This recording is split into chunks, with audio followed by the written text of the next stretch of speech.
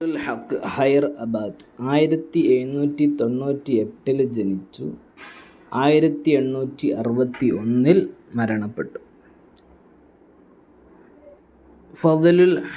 ഫദ്ലുൽ ഇബ്നു ഹഖ് ഇമാം ഇബ്നു മുഹമ്മദ് റാഷിദ് ഉംരി അൽ ഖൈർ അബാദി. ഇത് വളരെ പ്രധാനപ്പെട്ടതാണ്. പേരുകൾ ഫുള്ളായിട്ട് ഏകദേശം നോക്കി വെക്കുക. ഫദ്ലുൽ ഇബ്നു ഹഖ് ഇമാം ഇബ്നു മുഹമ്മദ് റാഷിദ് അൽ ഉംരി ഐർ അബാദി അൽ ഹനഖി അൽ മാതുരിദി. അദ്ദേഹം ജനിക്കുന്നത് സിത്താപൂറിലെ ഖൈർ അബാദ് കറിയത്തിലാണ് ജനിക്കുന്നത്. 1798 എന്ന് പറഞ്ഞാൽ 1212. ഓക്കെ. അദ്ദേഹത്തിൻ്റെ 32ാമത്തെ വല്യപ്പ വരുന്നത് ആരാണ്? ഉമർ റളിയല്ലാഹു അൻഹു ആണ്. അദ്ദേഹത്തിൻ്റെ വല്യപ്പമാരിൽ വളരെ ഔറംഗസീബിൻ്റെ ഉസ്താദായ അബുൽ വാഇദുൽ ഹിർഖാമി എന്നവർ ഉണ്ട്. പ്രാഥമിക പഠനം ഉപ്പയിൽ നിന്ന് പഠിച്ചു. പിന്നീട് ഷാഹു അലിയുദ്ദായി ദഹ്ലവിയുടെ മകനായ ഷാഹ് അബ്ദുൽ ഖാദിർ എന്നവരുടെ അടുക്കൽ പോയി പഠിച്ചു. 4 മാസം കൊണ്ട് 13ാം വയസ്സിൽ അദ്ദേഹം ഖുർആൻ മനഃപ്പാഠമാക്കി.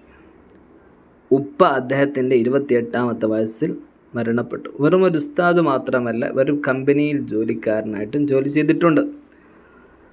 അതുപോലെ ബ്രിട്ടീഷുകാരുടെ വക്കീൽ ഓഫീസിലൊരു മുദീറിന് ഹെൽപ്പ് ചെയ്യുന്ന ജോലിയായിട്ട് ഇങ്ങനെ പല മേഖലകളിലും അദ്ദേഹം ജോലി ചെയ്തിട്ടുണ്ട്. പക്ഷെ 1858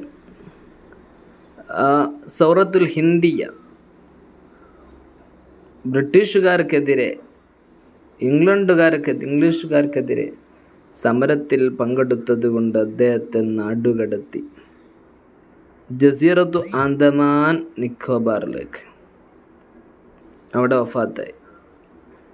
ആൻഡമാൻ വെച്ചിട്ടാണ് അദ്ദേഹം ഒരു കവിത എഴുതി, അൽ ഹംസിയ വദ്ദാലിയ എന്ന് പറയുന്നത്.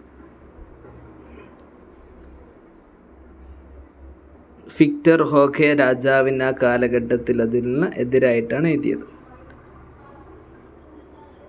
അദ്ദേഹം ആദ്യമായിട്ട് എഴുതിയത് ഈമാൻ ശക്തിപ്പെടുത്തുന്ന വിഷയത്തിലാണ്. ഇൽമുൽ മന്തിക്കിലുള്ള എഴുത്തുകാരനാണ് അദ്ദേഹം. ഇൽമുൽ മന്തിക്കിലുള്ള എഴുത്തുകാരനാണ്.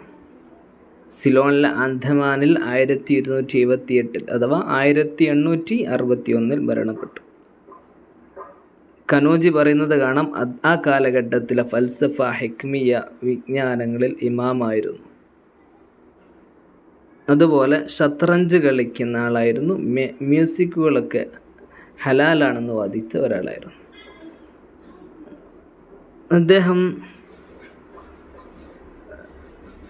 ഷംസ് ഷുമൂസുൽ ഉലമാ ഇങ്ങനെ ഒരുപാട് ഷീർ ഇറങ്ങിയിട്ടുണ്ട്. ഖസായിദ് ഫിത്രത്തുൽ ഹിന്ദ്, ജിൻസുൽ ഓലി ഫി ഷർഹ് ജവാഹിരിൽ ആലി, അതുപോലെ തഖി ഖാൻ ബഹാദിർ എന്നിവരെ മദ്ഹ്, അലി തഖി ഖാൻ ബഹാദിർ എന്നിവരെ മദ്ഹ് ചെയ്ത് കസീദ പാടിയിട്ടുണ്ട്. അതുപോലെ രാംഭുവിൽ വെച്ച് ഖസായിദുൽ അറബിയ ദിവാൻ എഴുതിയിട്ടുണ്ട്. ഏറ്റവും പ്രധാനപ്പെട്ടതാണ് പറയാൻ പോകുന്നത് അറൗദുൽ മൗജൂദ് ഫി തഹ്ഖീഖുൽ വുജൂദിയ. സൗറത്തുൽ ഹിന്ദിയ വളരെ പ്രധാനപ്പെട്ടതാണ്, ഒരുപാട് ചോദിച്ചതാണ്. അൽ ഹദിയത്തു സഈദിയ ഒരുപാട് തവണ ചോദിച്ചതാണ് പുസ്തകത്തിൽ.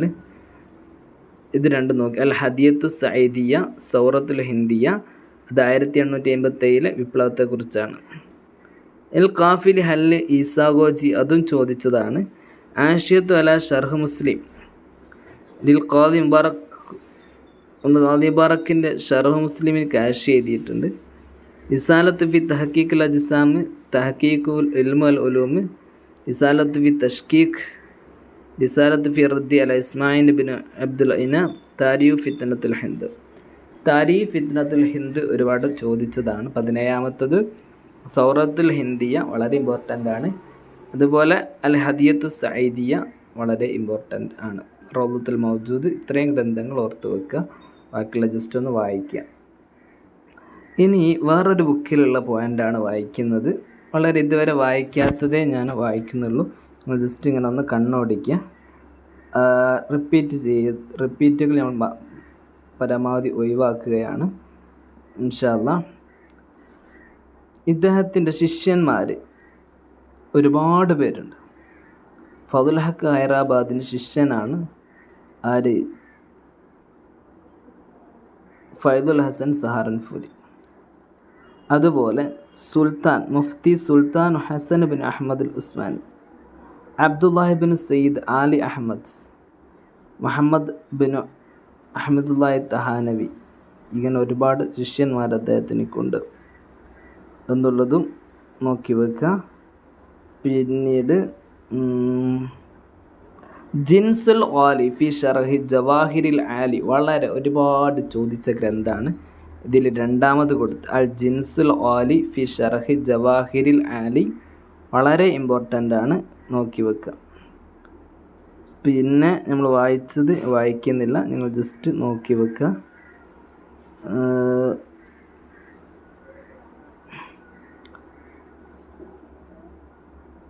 ജസ്റ്റ് ഇത് നേരത്തെ പറഞ്ഞ പോയിന്റുകളൊക്കെ ഇതിലുണ്ട്. ഫദ്ലു തഹയ്യാത്ത് ഫി മസ്അലത്തി സിഫാത്ത്, പുതിയൊരു ഗ്രന്ഥം, പുതിയത്. ഓക്കെ, ഇത്രയാണ് ഫദ്ലുൽ ഹക്ക് ഹൈദരാബാദിയെ കുറിച്ച്.